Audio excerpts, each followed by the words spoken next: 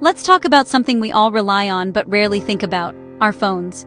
These small devices have become so deeply woven into our daily routines that it's hard to imagine life without them. From the moment we wake up to the last thing we check before bed, our phones are always within reach, quietly shaping how we live, work, and connect. That little device is more than just entertainment. It's your map, your wallet, your link to family, work, and safety. It's how you pay for your morning coffee, find your way through a new city, or share a laugh with someone miles away. It's the tool you use to manage your schedule, keep up with the world, and even unlock your front door. We trust our phones to remember, navigate, and protect us. They hold our memories, our contacts, and our secrets. They remind us of important dates, guide us through traffic, and keep our information secure with a tap or a glance. But what happens when that trust is broken? When the device you depend on suddenly stops working? It's more than just an inconvenience. It's a shock to the system. Suddenly, you can't call for a ride, check the news, or reach loved ones. Everyday tasks become impossible. The world feels a little less safe and a lot more uncertain. Most crucially, you can't call for help. In an emergency, that loss of connection can be terrifying, leaving you isolated when you need support the most. Our lifeline becomes a useless piece of glass. The silence from your phone is deafening, a stark reminder of how much we take for granted. It's a stark reminder of how dependent we are on invisible networks and fragile infrastructure. Behind every call, text, or payment, there's a vast web of technology working silently in the background, until it doesn't. When the network fails, it's not just inconvenient, it's a crisis. Businesses stall, families worry, and emergency services are left scrambling. The silence reveals just how much we rely on constant connection for safety and daily life. We realize how quickly isolation can set in when our digital lifelines are cut. So, when a major telecom outage hits, it's not just a technical glitch, it's a public emergency. The ripple effects touch everyone, from individuals to entire communities. It exposes vulnerabilities we ignore until it's too late. We rarely notice the workers maintaining our networks or the delicate wires that keep us connected until something goes wrong. This is exactly what happened in Australia, twice, reminding us all how delicate our digital world really is. Even in a modern, tech-savvy country, a single outage can bring life to a standstill.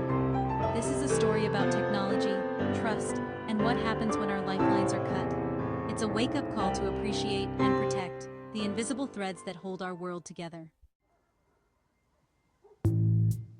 Picture this, an ordinary day, just like any other, is about to take a dramatic turn. It's a bright, sunny Wednesday in Melbourne, Australia. The city is alive with its usual energy, people moving with purpose, the hum of daily life filling the air. Commuters grab their morning coffee, check their phones for messages, and board trams. Business people scroll through emails, students text friends, and everyone is connected, planning their day.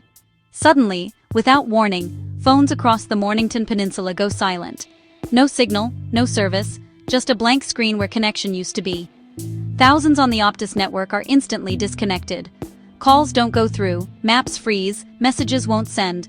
Businesses can't process payments, leaving customers and shop owners frustrated and helpless. Remote workers are abruptly cut off from meetings and emails. Tourists, unfamiliar with the area, are stranded, unable to access maps or contact anyone for help.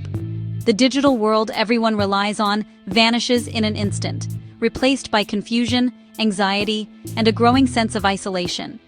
This wasn't a minor glitch, it was a total blackout for thousands, stretching across neighborhoods and businesses, leaving entire communities in the dark. The silence was unnerving, a stark reminder of just how much we depend on these invisible networks for everything from work to social connection. As the hours dragged on, concern turned to worry.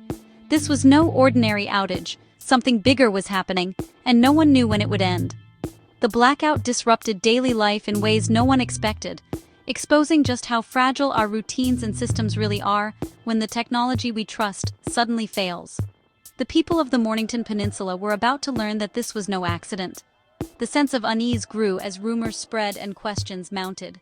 It was a deliberate act, sabotage, raising urgent questions about the security of Australia's critical infrastructure and the vulnerabilities we rarely think about. In an instant, a normal day had turned into a crisis, with emergency services scrambling and the public desperate for answers. The community was left reeling, asking the same questions. Who did this? And why? And could it happen again? What caused this digital blackout? Not a glitch, not a kangaroo, something far more sinister. Optus engineers discovered a crucial fiber optic cable had been intentionally cut. Fiber cables are the hidden arteries of our digital world, carrying data at light speed. Cutting one isn't easy. It takes effort and intent. Someone deliberately severed the connection, isolating thousands. This was sabotage, not a technical failure. Suddenly, the problem shifted from tech issue to security breach. You don't need to be a hacker to cause chaos, just a pair of cable cutters. For Optus, this was a direct attack on their infrastructure. The cut cable became a crime scene, a stark reminder of our vulnerability. The impact? 14,000 people instantly offline. For the Mornington Peninsula, it was a total shutdown. Every lost connection meant a person, family, or business suddenly isolated. Cafes couldn't process payments, workers lost income, tourists were stranded. The outage paralyzed daily logistics, school pickups, healthcare, deliveries. Our lives are intertwined with technology. When it fails, everything stops. The event exposed a critical vulnerability. One cable, thousands affected. There was no seamless backup, just silence. The domino effect was real, and the consequences deeply human. The outage wasn't just digital. It disrupted safety, livelihoods, and peace of mind. It showed how dependent we are on single points of failure. For those affected, the connection was just gone. The blackout was a powerful lesson in the fragility of our digital foundation. Here's where things got truly frightening. In the dead of night, when every second can mean the difference between life and death, the city's lifeline was suddenly cut. Sirens wailed in the distance, but for many, help felt impossibly far away. With the network down, calling 000, Australia's emergency number, became unreliable. People frantically tried to reach out, only to be met with silence or error messages. The ultimate safety net was suddenly at risk. For the first time, many realized just how much we depend on invisible connections to keep us safe. Optus warned, emergency calls might only work if another network was available, or if Wi-Fi calling was possible. But in the chaos, not everyone had those options at hand. Imagine needing urgent help and your call won't go through. The fear and frustration were overwhelming, especially for those in isolated or vulnerable situations. For many, that was the terrifying reality. Families huddled together, hoping nothing would go wrong, while others anxiously checked their phones for any sign of service. The advice to use another network or Wi-Fi was useless for those without options. In rural areas and among the elderly, the sense of isolation was even more acute. In a crisis, every second counts. People were left helpless. Emergency responders waited, ready to help, but sometimes the call for help never came. Emergency services themselves rely on these networks to coordinate response. Dispatchers, police, and paramedics all depend on stable connections to do their jobs. When connectivity fails, the whole system is threatened. The outage exposed just how fragile our safety net can be. Thankfully, no failed emergency calls led to harm this time. Relief swept through the community as the network slowly came back online. But the risk was real, sending shockwaves through the community. People began to question how prepared we really are for the unexpected. The outage was a wake-up call. Our emergency systems are only as strong as our networks. It forced everyone to rethink what resilience truly means in a digital age. It was a dress rehearsal for disaster. The experience highlighted the urgent need for backup plans and better infrastructure. The need for resilient, reliable systems had never been clearer. In a world where emergencies can strike at any moment, our ability to connect could be the difference between tragedy and safety. Once the cut cable was found, the race to restore service began. Repairing fiber optics is delicate work, like microsurgery for the internet.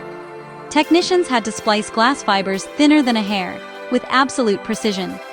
Every minute counted as the community waited in digital silence. Optus managed public frustration while engineers worked urgently. By 11:20 a.m., the signal returned. The crisis was over. Calls and messages finally went through. But the damage wasn't just technical. Trust in the network's reliability had been shaken. The outage became a shared community trauma. The question lingered. Could it happen again? The November outage was alarming, but it echoed a far worse event just 2 months earlier. In September, a nationwide Optus failure left millions unable to call 000. The system meant to be most reliable had collapsed. Tragic stories emerged. At least 4 deaths were linked to failed emergency calls. The nation was shaken, sparking public outcry and government investigations. The idea that people died because they couldn't ask for help was a nightmare realized. The September blackout exposed deep flaws in the system. So, when the Mornington Peninsula went dark in November, fear was immediate. People remembered the tragedy and chaos of September. The new outage felt like a cruel sequel, a reminder of how fragile our safety net really is. The public's trust was already on edge. 2 major outages in 2 months. This was a crisis of confidence. The first was a technical meltdown, the second, deliberate sabotage. Together, they revealed vulnerabilities from all sides. Securing our digital infrastructure isn't just about better software. It's about protecting the physical network too. One exposed cable can take down thousands. These failures force tough questions. Are our cables protected? Are there enough backups? For individuals, it's a reminder to have a backup plan. Know your neighbors, keep a landline, build community resilience. For companies and governments, it's a call to invest in security and reliability. Restoring trust requires more than apologies. It demands real action. The public expects, and deserves, better protection for our digital lifelines. The Optus outages are more than a corporate problem. They're a warning for our connected world. They reveal how easily our digital scaffolding can collapse. From sabotage to systemic failure, these events force us to confront our dependence on technology. Protecting our networks is now a matter of national security and public safety. We need smarter, more resilient systems with real redundancy. Companies must invest in security. Governments must enforce high standards. As individuals, we must prepare for the unexpected, have plans, build community ties. The silence over the Mornington Peninsula and across Australia should be a lasting alarm. Progress and vulnerability go hand in hand. As we build our digital future, we must stay vigilant. Securing that future requires investment, vigilance, and a commitment to keeping the lines open. When we reach for help, the line must never be dead.